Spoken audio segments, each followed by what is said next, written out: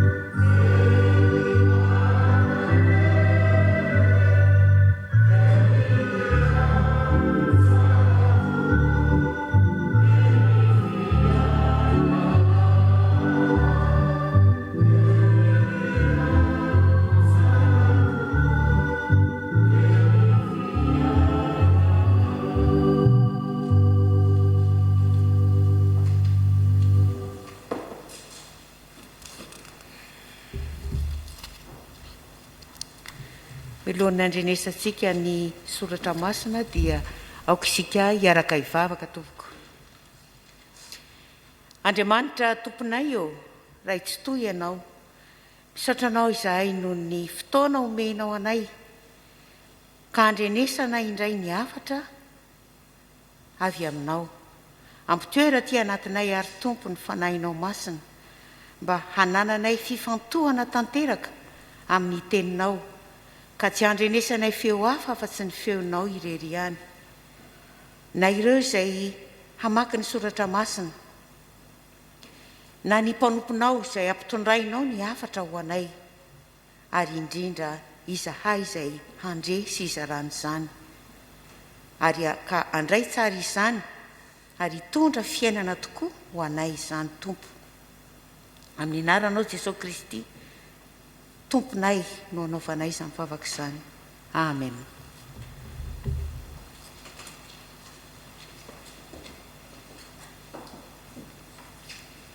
Iara-maka sy henony teny soratra masina isika, arak'izay voasoratra ao amin'ny bokin'ny Exodosy, toko 7:20, andininy 7:20 ka hatramin'ny 7:20.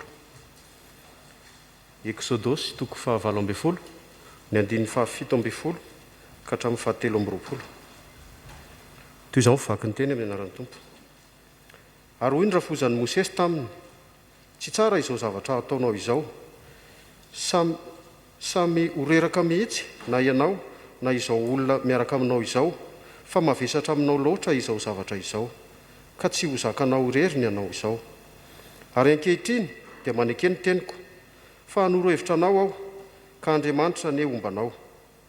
Aoka ianao ho alalan'ny olona amin'Andriamanitra, mba hitondranao ny teniny amin'Andriamanitra, ary hampianatra azy ny didy sy ny lalàna izay mety alehany sy asa izay mety ataony.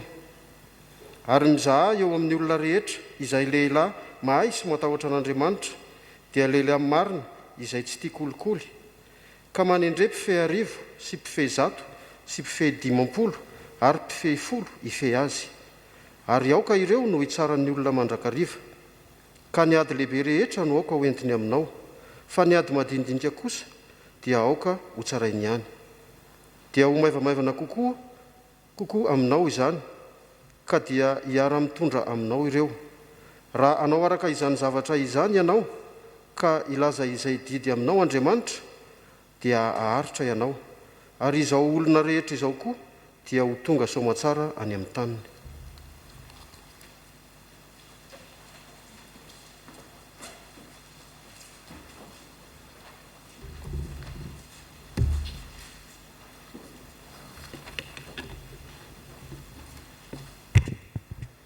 Dia mbola nitoy ny vaky teny izany dia hita ao amin'ny filazantsarany Matio toko 7:20, andininy faharaiky amby roapolo ka hatramin'ny fahadimy amby telopolo.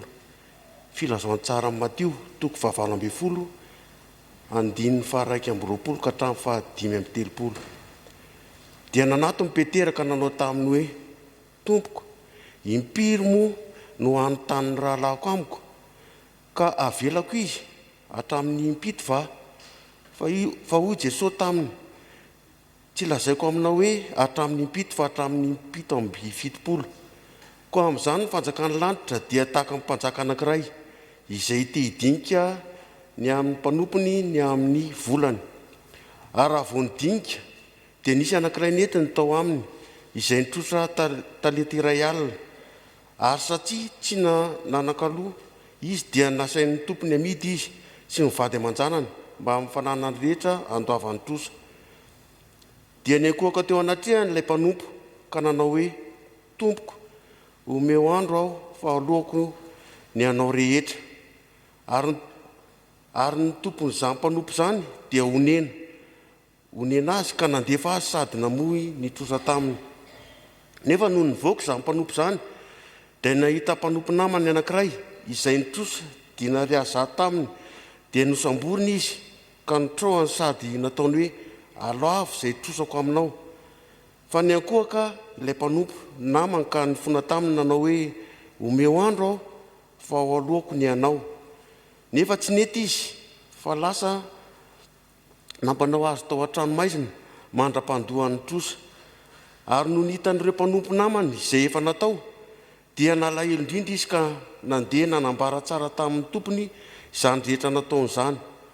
Dia nampalalain'ny tompony raha lehilahy ka noteneniny hoe, ry mpanompo ratsy fanahy, efa nafoko ilay trosa rehetra taminao, satria efa nifona tamiko ianao. Moa tsy tokony mba ho namindra fo tamin'ny mpanompo, namanao koa va ianao tahaka ny namindrako fo taminao? Dia tezitra ny tompony ka nanolotra azy ho an'ny mpampijaly mandra-pandohan'ny trosa rehetra. Ary tahaka izany koa ny ataon'ny raiko izay ny an-danitra aminareo, raha tsy samy mamela ny rahalahinareo amin'ny fonareo avy ianareo.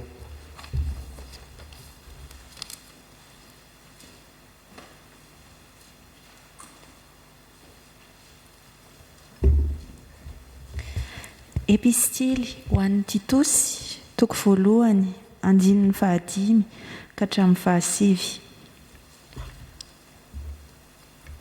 Izao no namelako anao tany Kreta, dia ny andaminanao izay mbola tsy tanteraka sy hanendrenao loholona amin'ny isan-tanàna, araka ny nandidiko anao. Raha misy tsy manatsiny, dia lehilahy manambady tokana, manana zanaka mino izay tsy mba hampangaina ho mpanara-po amin'ny ratsy na ho maditra. Fa ny mpitandrina dia tsy maintsy ho tsy manatsiny, fa mpitandrina ny an'Andriamanitra, tsy mitompo teny fatratra, tsy mora tezitra, tsy mpimamilianady, tsy mpikapoka, tsy tia harena maloto, fa mpampiatrany vahiny, tiany tsara, mahony tena, marina, masina, mahony po. Mitana mafy ny teny marina araka ny efa nampianarina mba hahaizany hananatra amin'ny fampianarana tsy misy kilema sady handresy lahatra ny mpanohatra. Ray Masinao, manamasinana ny fahamarinana, ny teninao ny fahamarinana. Amen.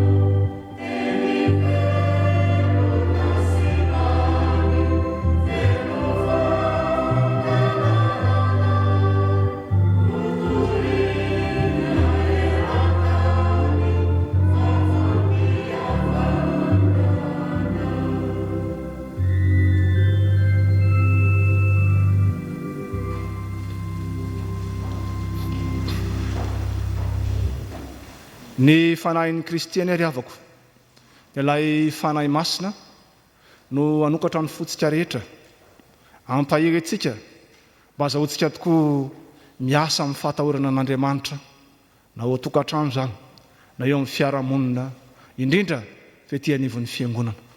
Ny tenin'Andriamanitra ary avako izay fampaherezantsika anio amin'ny ity alahady 20 ny volana septambra 2022 ity, dia zaraka ny vakian'ny mpanompon'Andriamanitra teo ao amin'ny boky ny Exodosy.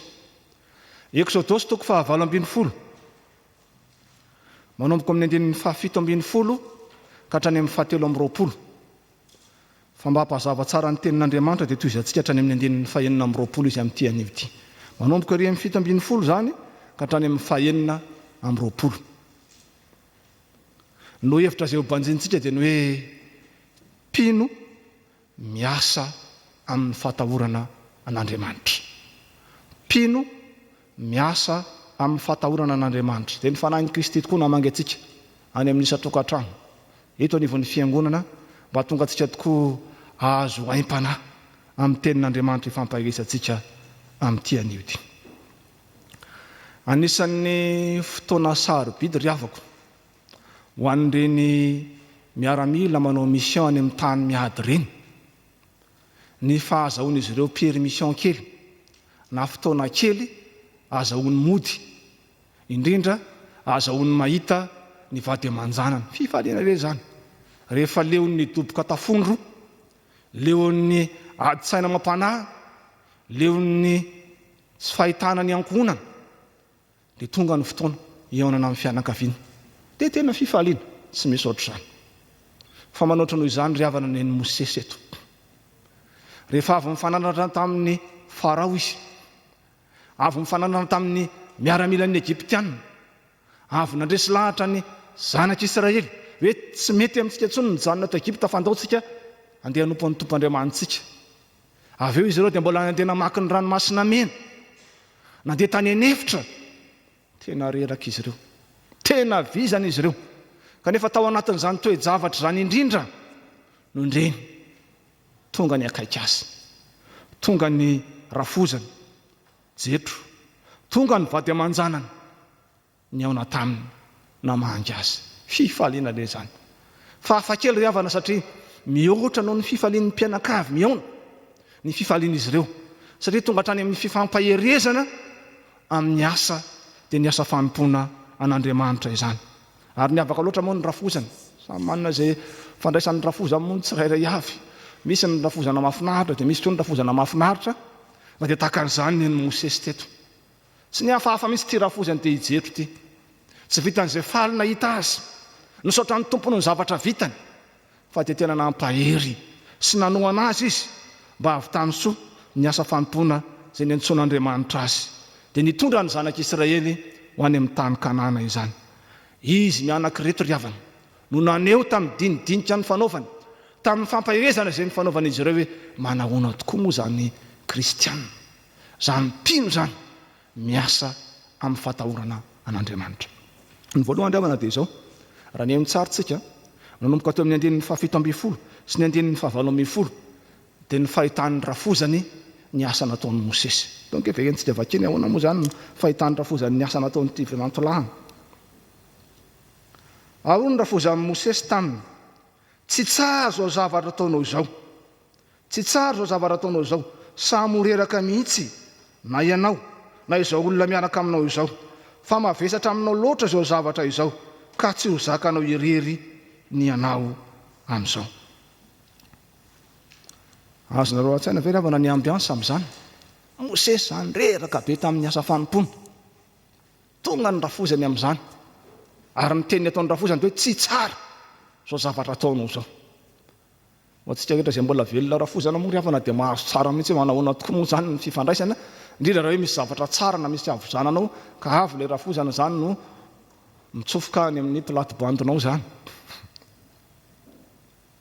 Ary ilay fanamahena nataon'ny rafozan'ny Mosesy hoe tsy tsara ny ataonao. Ny voalohany ry havana dia zany olona miasa amin'ny fahatahorana an'Andriamanitra zany dia miasa tsara. Zay mihitsy ny tena tian'Andriamanitra aseho eto, tena miasa tsara. Ahoana zany miasa tsara zany? Azahoana ny miasa tsara ry havana zao dia fahataro inona nataon'ny Mosesy. Raha ny eny tsara ilay famakiana ataontsika ry havana dia zao, ny asa nataon'ny Mosesy dia asa mitarazoka. Ny zavatra tsy tian'ny olona mihitsy zany asa mitarazoka. Ahoana moa zany mitarazoka zany? Maraina ny andro, paraparivo ny andro, samy eo ihany, sisy miala eto. Zany ny asa nataon'ny Mosesy. Alay sary an-tsaina moa zany ianao zany dia eo anao amin'ny asa anankiray dia maraina paraparivo ny andro, tsy miala eo anao. Tsy vitan'izany ihany fa asa mandreraka. Petraka ambony sezy Mosesy vao maraina ny andro, tsy mialo ambony sezy izy paraparivo ny andro. Ary ny azy ara-mba mipetraka fa ny zanak'Israely ahoana?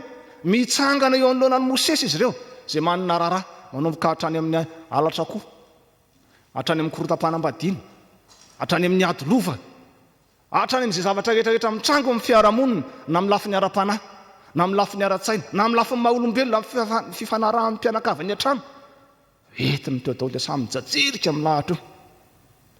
Raha avako malalo amin'ny tompo mety izy tokoa anao amin'ny toeran'ny Mosesy amin'ny toeran'ny vahoaka an'Andriamanitra fa enjany zany a tontolo andro zany dia samy eo, ndray mipetraka, ndray mitsangana dia samy eo daholo. Asa mandreraka ny zavatra mitranga. Ary tsy vitan'izany fa zao, tsy vitan'izay mandreraka fa lasa i Mosesy miasa rery ary reto vahoaka rehetrarehetra miandry azy. Moa ry havana tsy tahaka ny asa zay atao eny amin'ireny birao samy hafa ireny, tao ao fa ankehitriny misy orana ny tompo fa mba tsy tahaka an'izany intsony.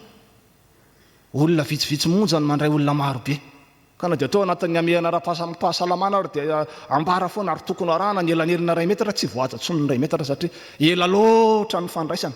Ny olona be dia be dia samy reraka daholo dia tsy mahagaga, tonga ny disadisa maro samihafa, tonga ny fanomezantsiny lasa mivadika zavatra hafa moa ny resaka. Fa tahaka izany mihitsy ny zavatra nitranga teto. Raha ravana dia zao, tiany rafozan'ny Mosesy ty ambara azy hoe ny asa zay ataonao ry Mosesy dia asa tsy voarindra ary asa tsy milamina mihitsy ka tonga reraka ianao, mitarazoka ny asa ary tsy ho vitanao hatramin'ny farany. Izao mission mpietrak'Andriamanitra aminao zao. Ry havako malalo amin'ny tompo, indraindray tokoa zaho ianao tojo tahaka an'izany.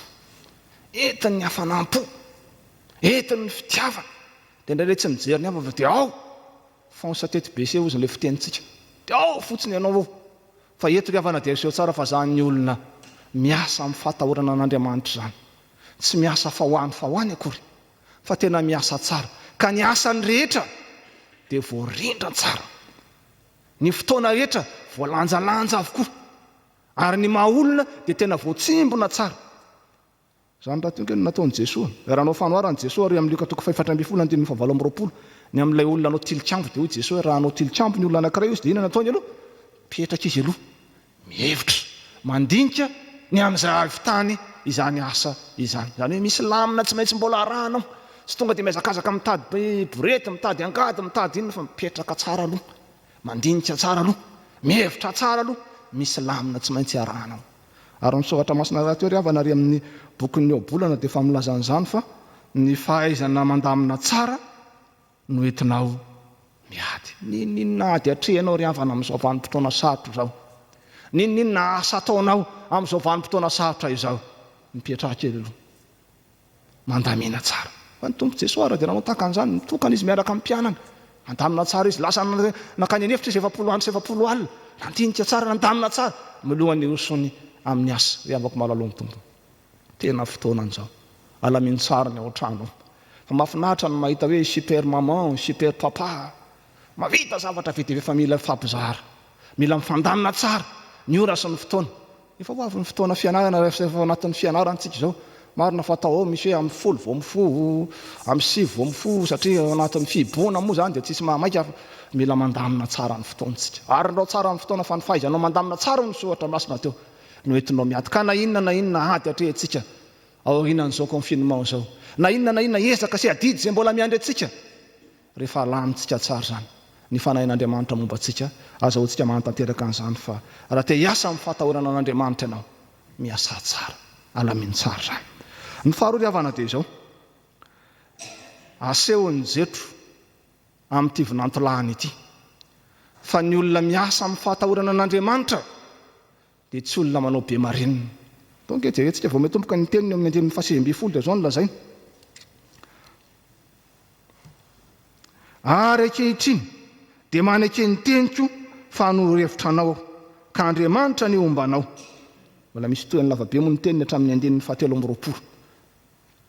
Aseho n'Andriamanitra eto ry havana fa ny olona miasa amin'ny fahatahorana an'Andriamanitra dia miaino ny hafa.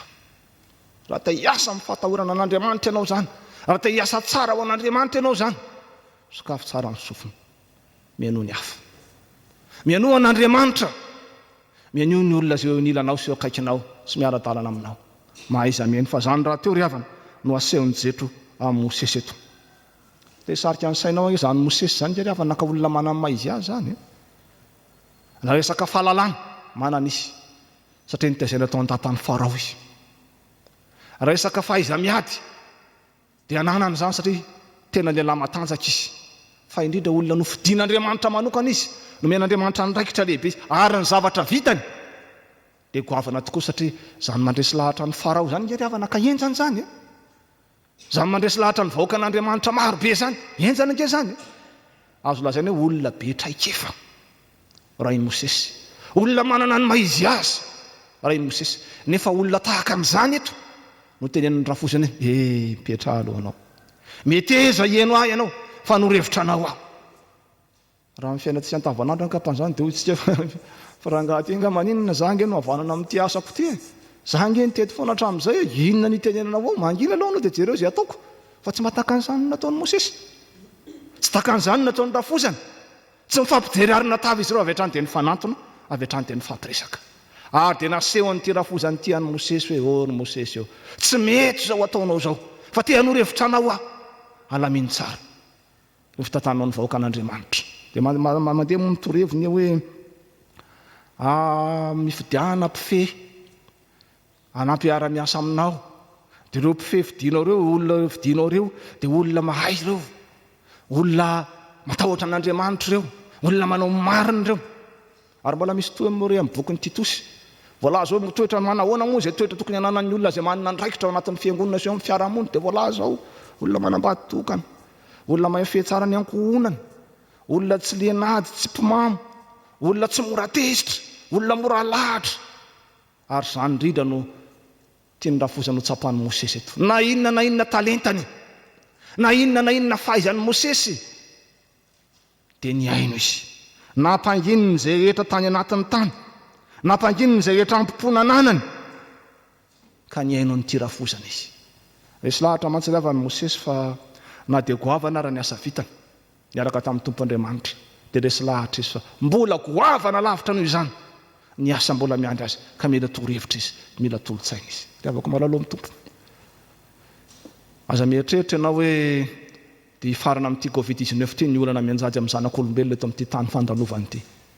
Fa mandrapatonga an'i Jesosy any amin'ny rahon'ny lanitra ny havako ny karazana olana, ny karazana sakana no mivao. Fa tsy maintsy isy foana io fa ny zava-dehibe dia izao.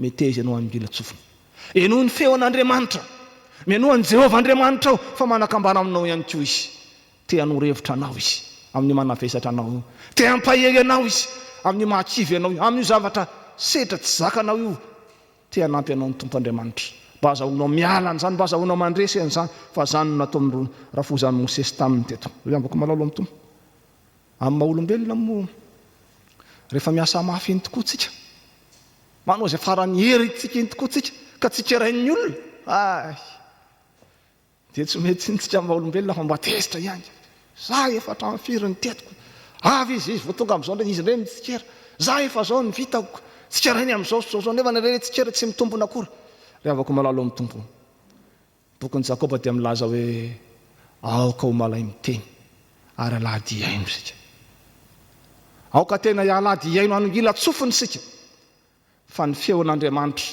dia miteny amintsika isan'andro amin'ny alalan'io ankonanao ao-trano amin'ny alalan'io mpiara-mivavaka aminao amin'ny alalan'io mpiara-miasa aminao io amin'ny alalan'io mpiara-mianatra aminao io te hiteny aminao Andriamanitra te hampahery anao izy te hanolo-lalànao Andriamanitra fa nitanjon'Andriamanitra dia zao asa tsara no antsony sy antsony anao neny Mosesy hitondra ny zanak'Israely ho any Kanana fa ny anasiny anao kosa hitondra ny ankonanao hitondra ny mpiara-miasa aminao hitondra ny mpiara-mivavaka aminao hitondra ny mpiara-monina aminao hitondra ny mpianakavinao ho any amin'ny fiainana mandrakizay zany ny anton'Andriamanitra atsika ko mahereza mianao n'Andriamanitra aza manao hoe aka za nefa zao taona ny nampitandrina za efa zao fotoana ny vavaho za nefa zao ny sedy efa nilalovako eny ry havako tsara zany ary esoratsika an'Andriamanitra fa mbola be lavitra noho izany lalana hitondran'Andriamanitra sy hitondran'Andriamanitra no tahaka ny Mosesy ka mila mianao n'Andriamanitra sika aoka ngila-tsofina mandraka amin'Andriamanitra sika aoka to metsika zava-dehibe ry havako ny fotoana ianona n'Andriamanitra rotoroto ny fiainana indrindra fa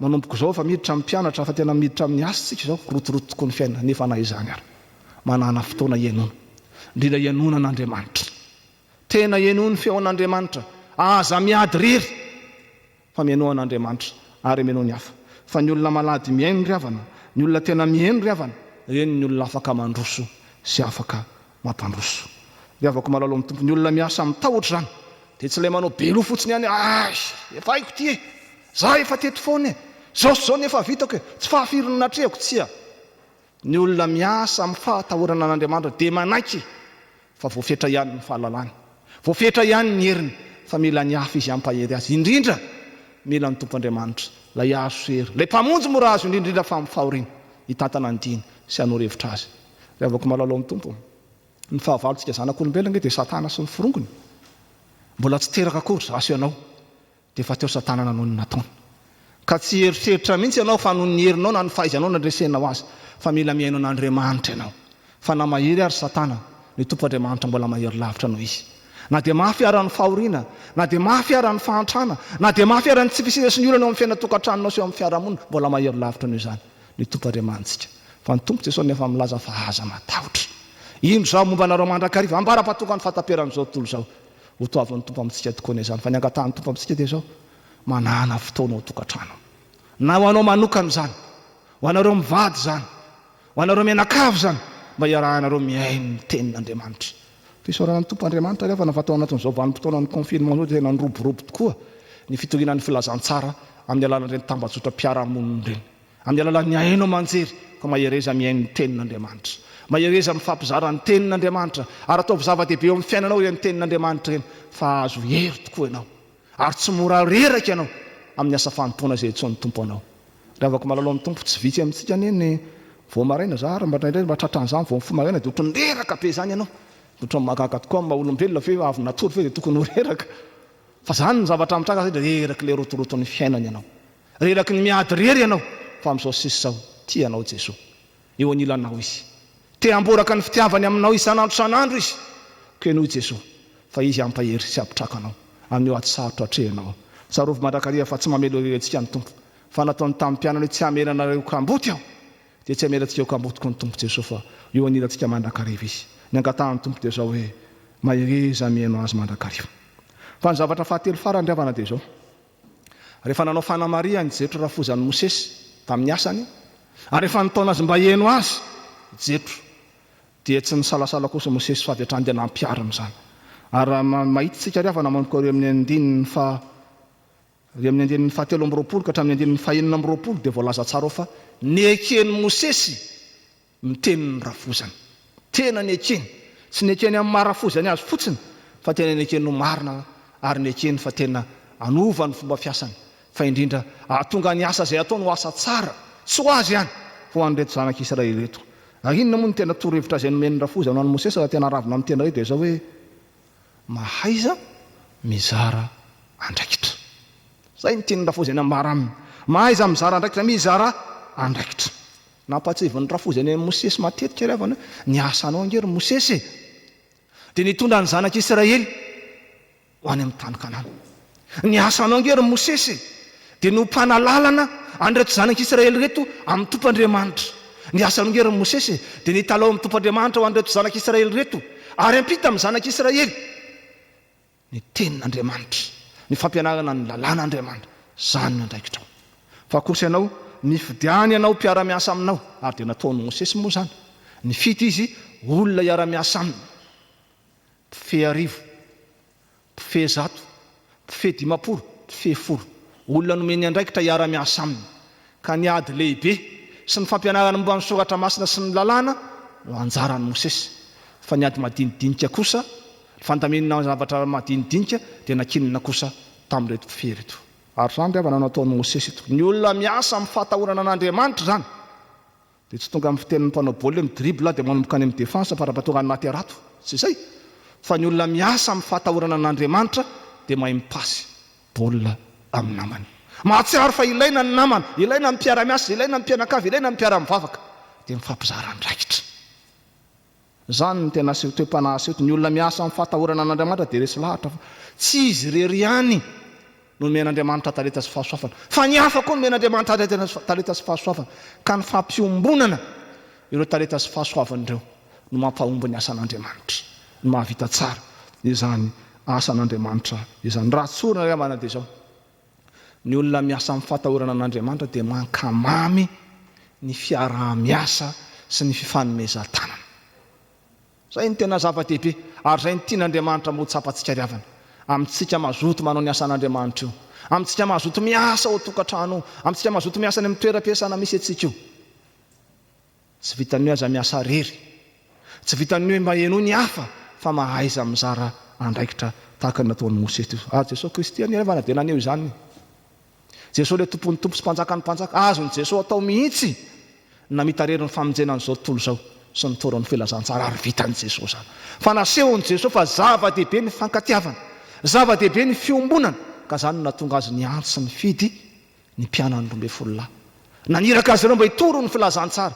Zany natonga an'ireny apôstôly ireny nanangana ny fiangonana ka ny fiangonana no ira Kristy hitoro ny filazantsara. Zany ny antson'Andriamanitra asy ny antson'Andriamanitra anao mba ho mpino ho vavolombelon'i Jesosy hitoro ny filazantsara. Jesosy rehefa maniraka ry havana dia mahagaga dia zao ny fiteniny: mandehana ianareo toro ny filazantsara. Jesosy tsy niteny hoe mandehany ianao na mandehany izaho rery, fa mandehany ianareo. Tiany Jesosy ao anatin'ny fiombonana sy ny fankatiavana, ao anatin'ny fiaraha-miasa no entina mahantanteraka ny asan'Andriamanitra. Matetika ry havana rehefa misy olana amina fikambanana anankiray na amin'ny fiangonana mihitsy ara, dia matetika ny zavatra mitranga dia voafetra ho anna sokajin'olona vitsivitsy ny asa, fa ny ambo mpitandamba fotsiny ao ny fitenenana.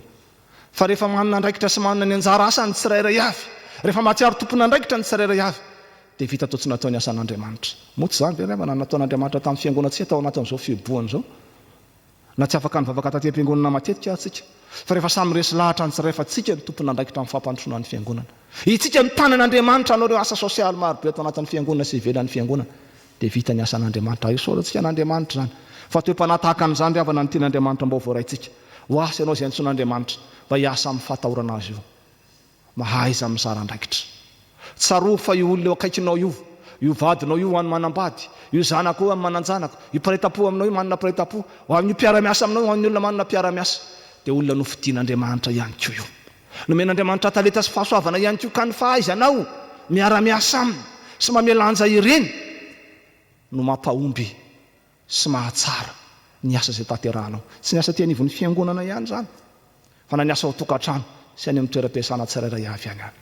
Ny fitezan'ny rehetra miara-miasa, miara-tompona andraikitra amin'ny fandrosoan'ny ankonana, amin'ny fampandrosonan'ny orinasa, amin'ny fampandrosonan'ny fiangonana. Zany no antoka tsara indrindra ampandroso sy avita tsara ny asa izay tian'Andriamanitra amintsika. Ko mahereza ry havako, mahereza manao ny asa n'Andriamanitra, mahereza manao ny asa ao tokantranao, mahereza amin'ny asa fivelomanao io, ary tsaro fa tsy mba tahaka amin'izao tontolo izao anao, fa olona nantsoan'Andriamanitra ianao, olona tian'Andriamanitra, mpino kristianina ianao, miasa amin'ny fahatahorana an'Andriamanitra. Dia ho hitanao tokoa fa aomby ny asa ataonao, ho voasedranao daholo ny olana maro samihafa, fa tsy eto an-tany ihany izany fitahian'Andriamanitra anao izany, fa hatrany an-danitra any ianao ny doka vokatsoa sy fitahiana amin'ny asa rehetra nataonao.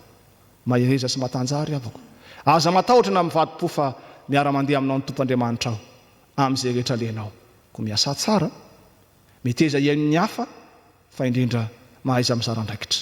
Taon'Andriamanitra ny amin'ny voninahitra fa ny fitahiana sy ny fahasoavany kosa ho amiko soa aminao. Amen.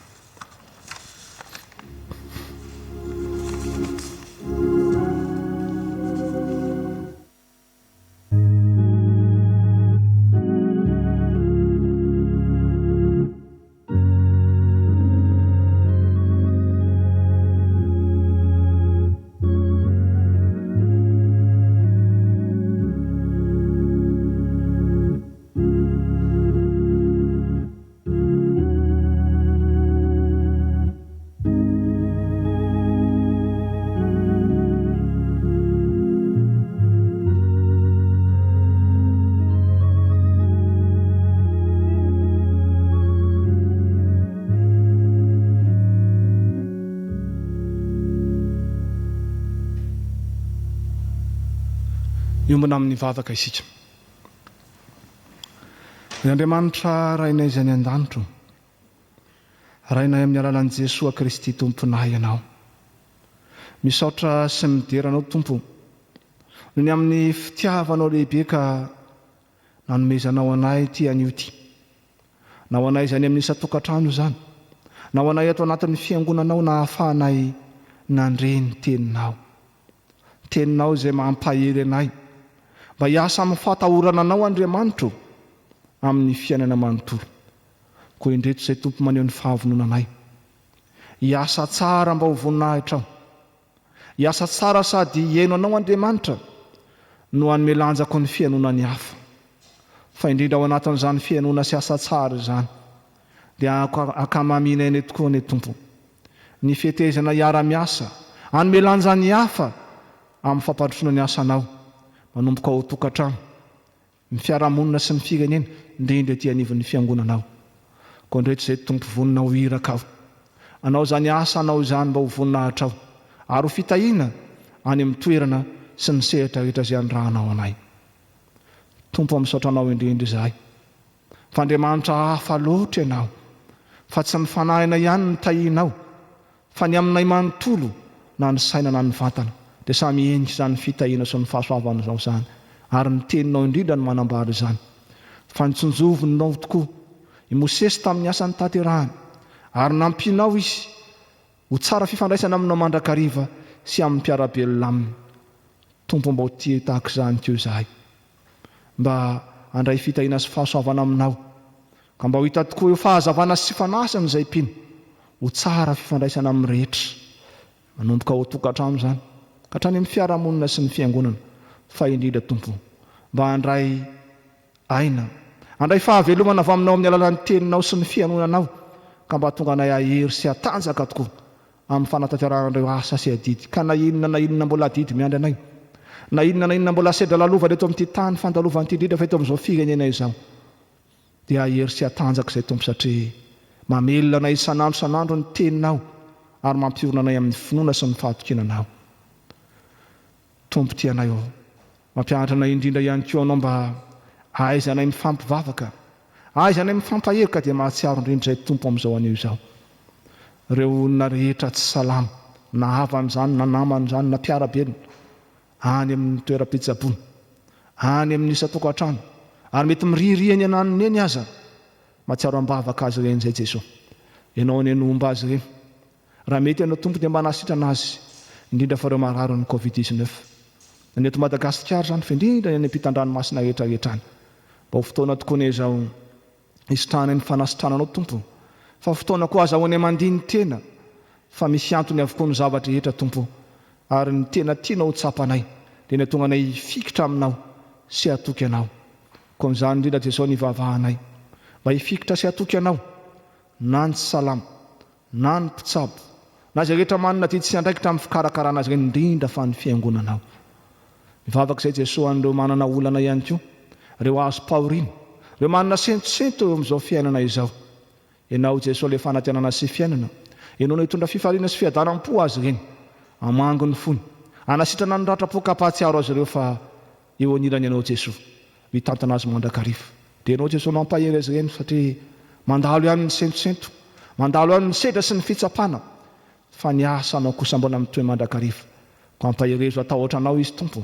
hiasa amin'ny fahatahorana anao mandrakariva sy mandrakizay Jesosy tompo maro aminay rehetra koa na ny any amin'isa tokantrano na ny tafavoreto no manana sentosento manana vinavina tiana hitalahoana aminao na ho amin'ny fiaina tokantrano zany na ho amin'ny asa mandrara sy ny fianarana zany na ho amin'ny firenena fa indrindra ny fiangonana izay niantsoanao anay tompo mianao ny vavaka ianao dia vavaka mangina izay asandratra aminao ankehitriny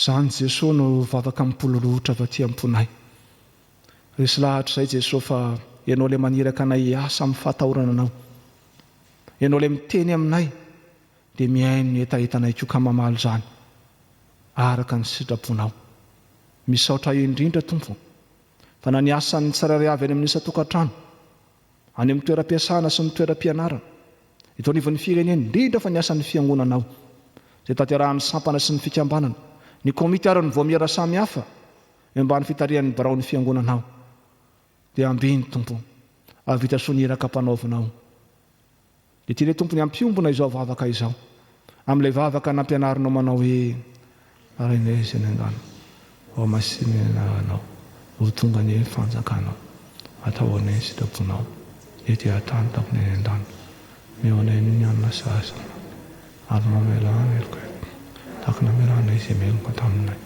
araza mitondra anay amin'ny fakapana manafahana amin'ny razy anao ny fanjakana sy ny hery ary ny voninahitra mandrakizay amen.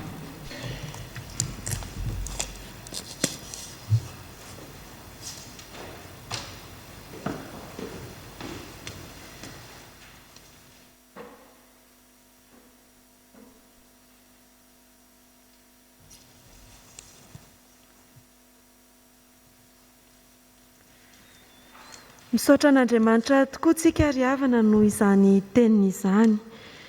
Izy tokoa ny ampiroborobo izany ao amintsika tsirairay avy ka ahafahantsika manatanteraka hatrany ny sitrapony ka ho mpino manatanteraka ny asany tokoa isika amin'ny fahatahorana azy.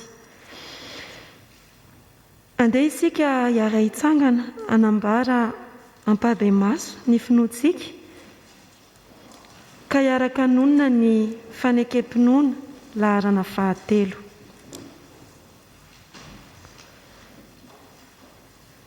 Mino an'Andriamanitra totoa aho izay mpanao ny lanitra sy ny tany. Andriamanitra dia fanahy, Andriamanitra dia fitiavana, Andriamanitra dia manjakatra amin'ny taloha indrindra ka mandrakizay. Andriamanitra dia mampiseho ny fitiavany antsika fa fony mbola mpanota isika dia maty hamonjy antsika Kristy. Mino an' Jesosy Kristy zanan'ilay tokana tompontsika aho, tonga izy hitady sy hamonjy ny very. Izy ny lalana sy fahamarinana ary fiainana, izy dia tsy miova ho maty sy hanioana mandrakizay. Izy no manambara fanantsika, zanak'Andriamanitra isika, ka na iray ihany no mamonjy ny fandresena izay mandresy ao tontolo izao.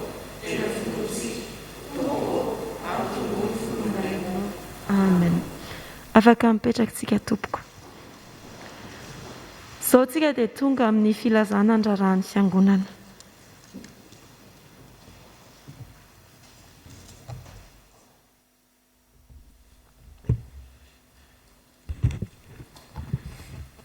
Toy izao no zotrona raha ny fiangonantsika androany ry havana. Izany dia tomboka amin'ireo taratasy maro samihafa izay voaray am-pelantanana. Avy eo isy ny fanentanana samihafa izay ataon'ny tompona andraikitra, ary ny ray aman-dreny mpitandrina no amarana ny raharahan'ny fiangonantsika.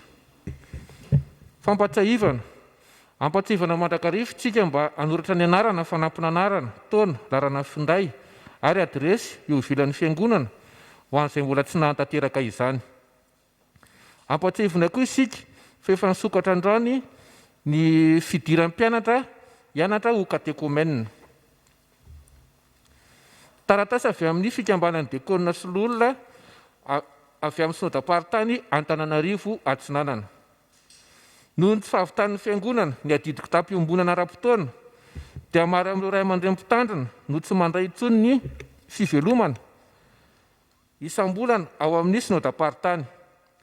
Noho izany dia misy ny taratasy fangatahana fanohanana ho an'ny fikambanan'ny lolona sy diakôna eto amin'ny fiangonantsika. Ny fanomezana izay ataontsika dia azo aterina mivantana eny amin'ny FJKM Ambavahadimitatfo Sitamboipo ny asabotsy 20 septambra 2024 manomboka amin'ny 10 ora maraina. Taratasy avy amin'ny trano famoaham-boky antso FJKM. Tonga toy ray aman-dreny sy ny mpianatra ny fotoana izay tsy maintsy hiverenana amin'ny fianarana sy ny fiainana andavanandro. Koa mampafantatra anareo izahay fa efa niomana sy vonona amin'ny fandraisana anareo eto amin'ny libreria antso FJKM ho fampitaovana ny zanantsika mba hahafahan'izy ireo miatrika ny fidiran'ny mpianatra. Ary farany taratasy filazana fanorena tokantrano. Ramatoa Razafy Arsoa, Andriamatoa Andriambelo Ramarikoto, Ramatoa Tompo Malala Arlosy, Ramatoa Razafy Maefa Dorette, Andriamatoa Tsitoaina Albert, Ramatoa Razafy Maefa Voahirana dia faly manasa antsika hanatrika amin'ny fanamadin'ny zafy ny zanany Nainandriambelo sy miora Ratsitoaina izay ho tanterahana ny asabotsy 3 oktobra 2024 manomboka amin'ny 10 ora maraina ao amin'ny FJKM Ambatomena. Dia tahak'izay ny raha ny fiangonantsika ry havana ho an'Andriamanitra ny voninahitra.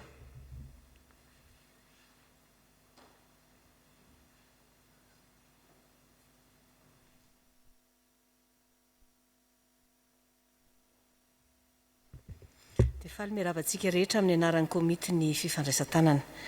Hitondram-bavaka izany fotoana izany tsika ry havana ka ataontsika ny hira fa 5 sy 600. 5 sy 600 ny andininy voalohany.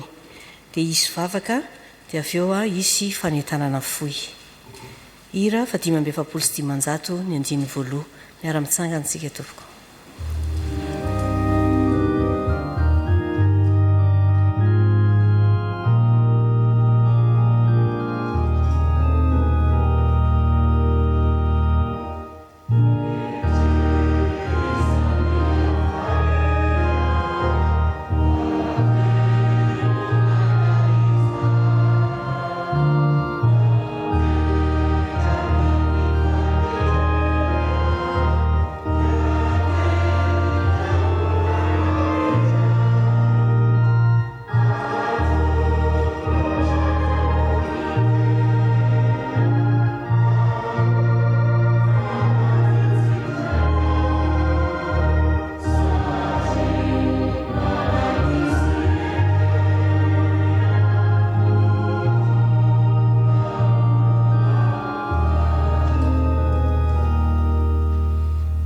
Tsika tompoko.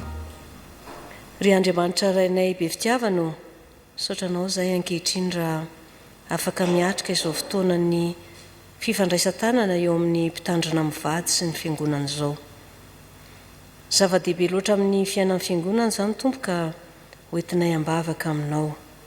Misaotra fa na dia ato anatin'ny fotoanan'ny manahirana ary zahay amin'izao vanim-potoana izao dia mbola afaka miaraka eto ihany mivavaka ary nitondram-bavaka izany fotoan-dehibe izany. ka ankehitriny dia entinay ambavaka aminao ara ny mpitandrana mivady ny fiangonana manontolo mba ho tena mendrika izany fifandraisan-tanana izany, mba afaka aneo ampahabe maso izahay fa miara-miasa ny mpitandrana mivady sy ny fiangonana. Miaraka manompo sy manome voninahitra anao izahay, miaraka manolo tena ho anao izahay, miaraka mitondra ny anjara-birikinay izahay amin'ny asa fanompoana tsirairay avy. Ka nefa tompo amin'izany rehetra izany dia enganeka ny voninahitra aorery ihany no hitanay. Ankehitriny ary izay dia mangataka aminao, mangataka hery ahafahanay miatrika izany fotoana izany. Feno ny fanahinao masina izahay tompo, ary enganeka ny fanahy ny fahafoizana aty anatinay no hanosika anay, hanome sy hanolotra mpitiavana izay aty aminay mba hoeto manana izany fotoana izany. Izany sy rehetra mahasoa tompo dia ankininay aminao. Misaotra Jesosy malalo. Amen. Petraka isika tompoko. Ny teny faneva no safidintsika tamin'izao fifandraisan-tanana amin'ny mpitandrina mivady sy ny fiangonana izao dia ny hoe koa mifandraisa ianareo tahaka nandraisan'i Kristy ianareo ho voninahitr'Andriamanitra. Koa mifandraisa ianareo tahaka nandraisan'i Kristy ianareo koa ho voninahitr'Andriamanitra. Ao amin'ny Romanina 5:12 ny 7. Dia misaotra an'Andriamanitra isika tompoko fa afaka miroso amin'izany fotoan-dehibe izany. Misy ny ezaka nataon'ny fiangonana tamin'ny fanamboarana ny trano fitiovana, nisy ny ezaka tamin'ny fetim-bokatra, dia ankehitriny tonga amin'ny tapany farantsika dia ny ezaka ny amin'ny fifandraisan-tanana. Raha ny fiainantsika ankehitriny dia ohatrany sarotra ihany mieritreritra ho vita ve izany, kanefa sady mahatoky ny tompontsika no mahatoky ny fiangonana fa ho vita izany araka ny tetiandro izay efa napetrakantsika rehetra ihany. Ny zoma faha-4 ny volana Desambra sy ny faha-9 ny volana Desambra ny fotoana iomanantsika ny amin'izany. Ny zoma faha-4 ny volana Desambra iarahantsika amin'ny foibe sy ny synodam-paritany, ary ny faha-9 ny volana Desambra ny alahady dia iarahantsika amin'ny zanakam-pelezana sy isika rehetra fiangonana eto Ambavahadimitafo. Tsika efa nanapaka fa tsy hanao hetsika fitadiavam-bola na famarotana tapakila, fa kosa ny fanomezana sy ny tonona avy amintsika no entintsika hiara-mientana anatanterahana izany fotoana izany. Raha ny manana tsy manana fa-tsy roa volana sisitsika, kanefany dia ireo roa volan'ireo no hanentanana antsika hitondrana ambavaka ny fotoana rehetra. Izay ny tena fanentanana voaloha, mamangataka antsika hitondram-bavaka satria tena hita sy tsapa fa tsisy zavatra tsy hain'Andriamanitra atao, tsy misy zava-mahagaga ka tsy hain'Andriamanitra atao, indrindra raha mahita ny zavatra nitranga teo. Ka mananteny sika ary mino fa ho vita soamantsara izany fandaminana rehetra izany. Araka ny vavaka nataontsika teo dia misy an'ilay fanahy fahafoizana ato anatintsika izay efa nitezanantsika hatramin'izay. Io no tena angatahantsika hitoetra ty anatintsika mba ahafahantsika manatanteraka ny enti-manana rehetra amin'izany. Fiara-mentany rehetra no angatahana, ny sampana, ny sampanasa, ny vomiera sy ny fikambanana, ny loholona sy ny dekona, ary indrindra isika tsirairay avy izao ny amin'ny fanatanterahana izany fotoana izany. Ny fandaniana ara-bola rehetra dia mbola ho aseho amintsika eto ihany, na ato am-piangonana na ao amin'ny fafanao ivelany, fa miandry kely ny ambaratongan-drafitra anaika izany fandaniana ara-bola izany. Efa hitantsika ao ivelany ao ny banderole misy ny fanentanana momba io andro lehibe io. Hitantsika koa any amin'ny site web ny fiangonana sy any amin'ny page Facebook any izany fanentanana izany. Ny hira faneva dia mbola hianaovana antsoavo ho an'ireo izay manataletany amin'izany, mbola fotoana n'izao afaka manatitra izany isika izay efa nivonina ny amin'izany. Dia toy izay ry havana ny fanentanana, ny fitondranam-bavaka sy ny fanentanana isa-pianakaviana mihitsy ny amin'ny fandraisana anjara. Afaka manantona ny atao amin'ny birao fandrarantsika na ihany koa izahay ao amin'ny birao sikomity ny fifandraisan-tanana raha ohatra ka efa nivonina ny amin'izany. Dia ho an'Andriamanitra rery ny voninahitra. Misaotra tompoko.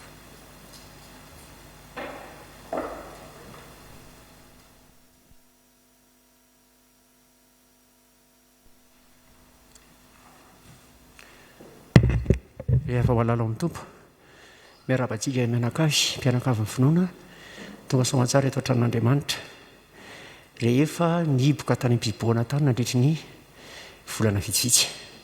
Tonga eto moa ny tena zany hanao an'ilay fanantanana ara-pahasalamana izay nitenena hoe 10 minitra ny fahasalamana. Inona moa ry avanao resahana eto fa tsy pasoka ny fahamalama fa ny teny izay tato hoe zavatra tokony marihana kely ny amin'ny tato hoe valanaretina izay mbola mahazo antsika. Ny zavatra tiana fahatarana sy maintsy ampahafantarana antsika dia izao teneniko moramora ihany hoa mbola misy ny aretina. Raha atao amin'ny terma mahitsy tsotra dia hoe mbola tsy voafehy ny aretina. Inona ny antony ilazana an'izany? Ny organisation mondiale en santé efa nanome famaritana tamin'ny herinandro teo fa raha mbola latsaka ny raha tsy latsaky ny 5% na amin'ny mitovy aminy ny tahan'ny fahavoazana na ilay mitona antsimokaretina dia mbola tsy voafehy izy. Omaly ny antsika 49/449 ny tranga izay valuena eo amin'ny 10,8 mahery eo %. Izany hoe mbola misy. Inona ny tena tongavana ry havana ankoatra izay efa fantaritsika dia ny fiarovana. Dia itoko tena efa miaro e. Fa zao ny zavatra misy mba tsy ho singam-bolo mandavompivosotra amin'ny zava-misy dia izao. Misy olona manao masika zany amin'ny fiarovany voalohany fototra iny rehefa misakafo dia manana fahazaran-dratsy hoy aho manao any ambany soka.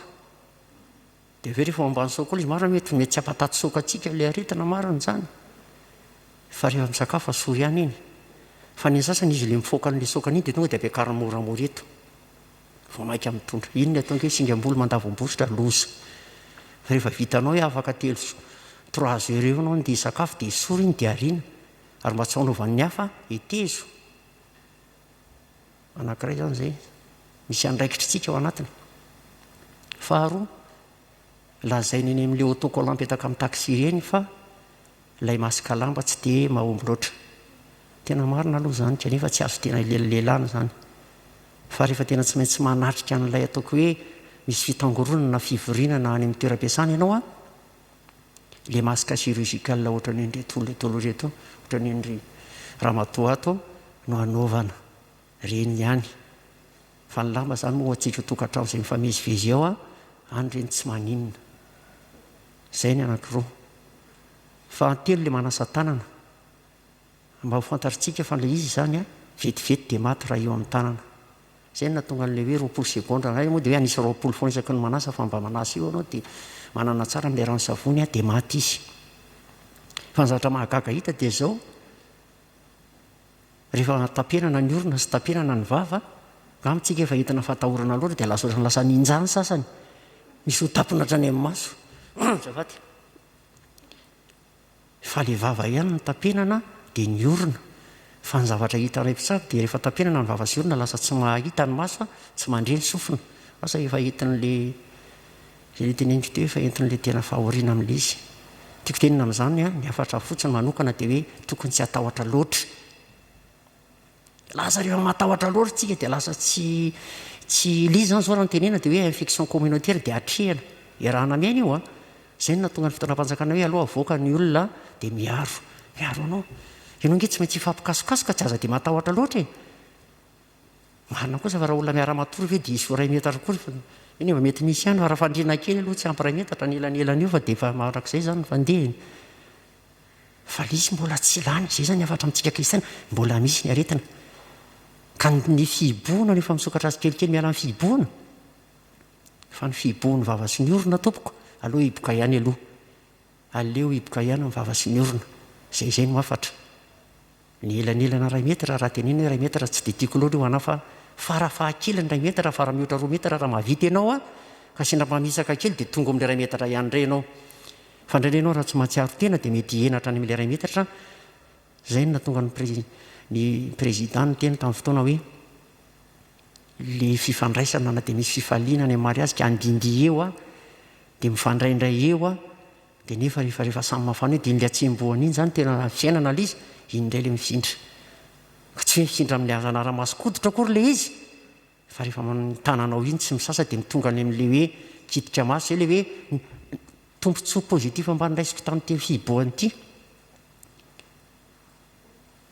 le fikitsikotsikiran'orona azaran-dratsy fangarongaroana-mbava reny zany aloha karaha misendra tsy mety izy dia koseho eo velany eo ihany raha ohatra efa tena tsy mety fa tsy hoe asorona masika dia mikosika ianao aloha dia petako satria misy an'izany le fahazarana zavatra kely oatra n'izany le izy fa dia ny angatahana amintsika dia hoe aza dia matahotra loatra tsony mbola misy ny aretina tsy maintsy mivoaka tsika miasa fa aza dia matahotra loatra zay ny afatra tenin'Andriamanitra zay maharesy lahatra hoentina atao ho antsika zany ankoatran'izay le hoe inona ny fiarovana tia aloha misy tsetratsetratsiaritra kely fa le hoe le sakafo entina hohanina ahatonga ny mpiakatra ny hery fiarovana rehefa tena nandinika izay mpisapo mifampiresaka eo hoe ahoana ry zalahy le tsabony ary bevelantanana ambony tsabony ary nosiala tsabony HMCCT andotam-penaka fa rehefa nataony re maraka ny samy mifampiresaka eo tsy misy mihitsy ity le olona verina hoe ny ampantanàna mialatsiny amin'le satria quartier resako tsy misy makany tiako tenena zany hoe rehefa tena jerena mahafihany tokoa reny olo reny dia ny tena koa lasa miteny hoe faiza koa dia omen'ny tompo anka dolodolo ny rehetrarehetra dia reny tsy azy dia reny tsy azy koa fa reny koa zany mba mahazo tompony amin'izay fa nefa koa tsy ndide ho lasa ohatran'ireny mba satria fa zay aloha le izy tena mampanontany tena ihany izy misy fianarana azy betsaka ka naniboka aza antsika ny ten'Andriamanitra tsy niboka aloha fa mbola afaka naparitako zany tamin'ny andron'ny epistily mifatotra ten'Andriamanitra tsy mifatotra raha nisy fiboana azy tao an-tranomaizina ty Deutéronomie toko fa 10:10 andininy fahaenina amin'ny anaran'ny tompo manao hoe fa Jehovah Andriamanitra mitahy anao araka izay nolazainy taminao fa Jehovah Andriamanitra mitahy anao araka izay nolazainy taminao inona sisa zany ny antony io question finoana io ianao sisisy io tonga avy aminao araka izay inonao fa tamin'ny andron'ny fihiboana andreo marika dia betsaka nandefa ten'Andriamanitra ny anatin'ny Facebook dia faly ery ny mandray ny lizy nefa rehefa ve comment ny henana ny lizy satria tsy nizatra ny henana ny lizy ianao fa io tena finoanao sisa ny amin'io dia zay zany any fiarovana ambiny tsy maintsy mivoaka ianao eny amin'ny asa mandrarà fa manino ianao ny tsy vo eo ihany le fiarovana fa nitombo tokoa ny miaro ho an'izay mino azy man'Andriamanitra iray ny voninahitra to misaotra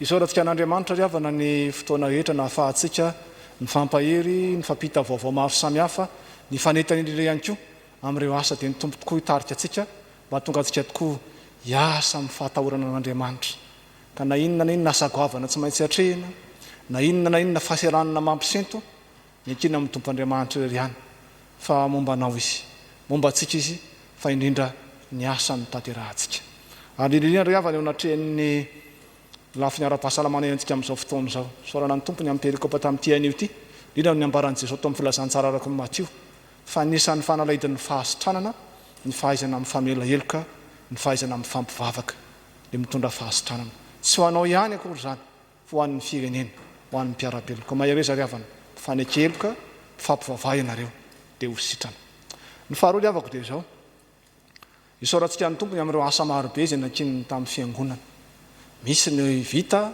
misy ny mbola miandry atsika dia hoe tsika ambavaka ireny rehetrarehetra reny sationany tamin'ireny ny amin'ny fetim-bokatra saorana ny tompo ry havako fa na dia teo raha zay mety fioboana eo zay mety fahaseranana dia nanao zay vitany tokoa ntsika mpianakavy ny finoana araka sitrahana antsika rehetra zany isaorana antsika rehetra mbola maro amintsika ihany koa mbola tsy navita ny aditiny tamin'ireny fetim-bokatra reny dia manentana anao ry havako mbola fotoana mandrakarivo zao ary rotony andro zao nao voatsoa na amin'ny resaka fetim-bokatra zany na amin'ny asany amin'ny sampana sy ny fikambanana zany fa tena mbola fotoanany zao dia nitombo tokombanao fa arakaraky ny afoizanao an'ny asan'Andriamanitra no hitahin'Andriamanitra ihany koa ny fiainanao arakaraky ny heveranao ny hafa ny heveran'Andriamanitra ny fiainanao ko mahereza ry havako aza matahotra na amin'ny vato fa moanao ny tombo Andriamanitra ao amin'io andraikitra amin'io asa amin'ny fiainanao io ny fahatelo farany ry havako dia zao Jesosy raha nyteny tamin'ny mpianany nampaheran'ny mpianany manao hoe fa naizana aiza ny angonan'androna telo amin'ny anarako dia ho fovoany aho dia tena mampaherentsika tokoa zany fa misy tokoa ny fotoana samy mifampivavaka any atokantrano ao le Jerosalema ao atokantrano ao dia zava-dehibe zany ry havako ary mila tohizantsika mandrakarivo anao zany amin'isa tokantrano any mba tsika atao tranon'Andriamanitra mila tohizantsika izany fa azadinoana ihany koa nefa ny tenin'ny tompo Andriamanitra tamin'ny zanak'Israely indrindra fa tamin'ny zona nangana ny tempolo manao hoe eto amin'ity fitoerany ity ny toeran'ny anarako eto amin'ity trano ity no isitrahanareo ny fiadanako. Manao zava-dehibe ny fiangonana zany ry havako, ko atsika rehetra ry havako, indrindra fa ianao izay ny tokantrano any, raha tsy hoe marefo anga ianao dia ataovy zava-dehibe ny fahatongavantsika miara mivavaka sala amin'izao, fa tena zava-dehibe ary tena mampahomby ny asan'Andriamanitra ny fahatongavantsika miara mivavaka sy mifampahery. Marina fa misy ny sakatsakana maro samihafa fampiatrantsika ampilatana amin'ny tompo zany ny andamina ny zavadrehetra, fa tena mahafinaritra, maso ary mampahery tokoa ny fahitanantsika rehetra miara mivavaka tahaka izao, ko aza mahafoy ny fiarahantsika miangona. Leo n'Andriamanitra anie ny voninahitra fa ny fitahiny sy ny fahasoavana mba antsika rehetra azahoantsika manotanteraka izay tandrefy antsika tamin'izay rehetra nambara teo.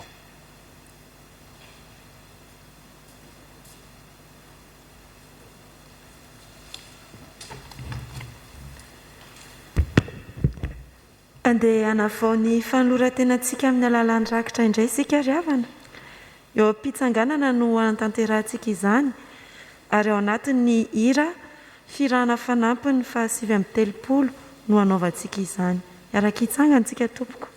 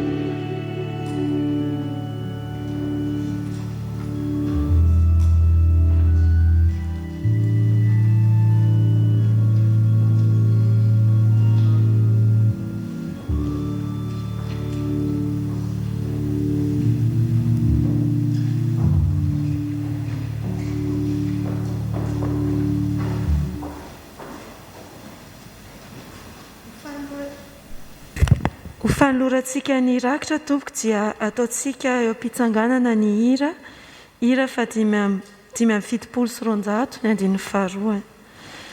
Hira fa 570 sy 900 ny andin'ny faharoa ary faranantsika amin'ny amin'ny izany.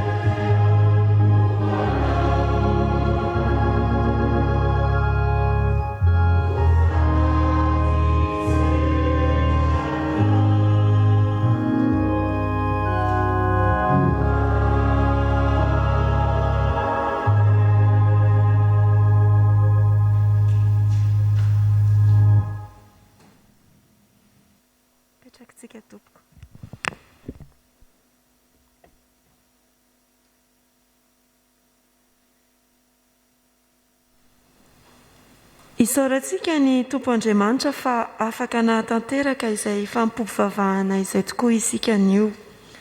Ko amarana izany sahady isika. Ka rehefa tonga ny fotoana firavana dia ny dekona manana anjara no andaminantsika amin'ny fivoahana ny tranon'Andriamanitra.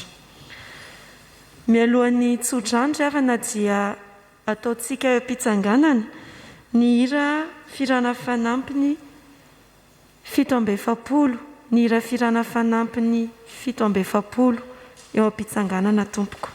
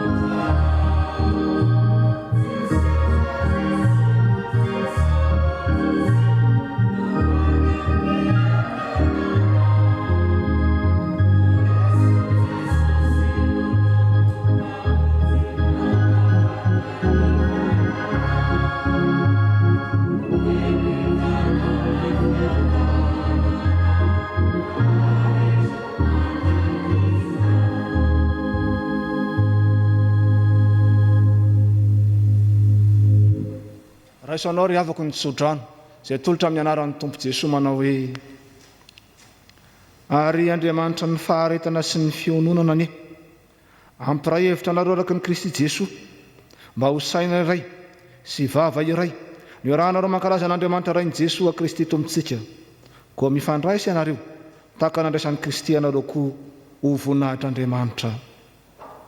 Amen. Petraka ianareo ariva afaka mangina isika.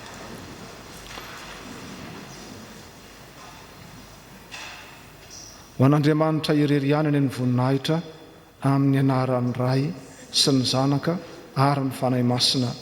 Amen.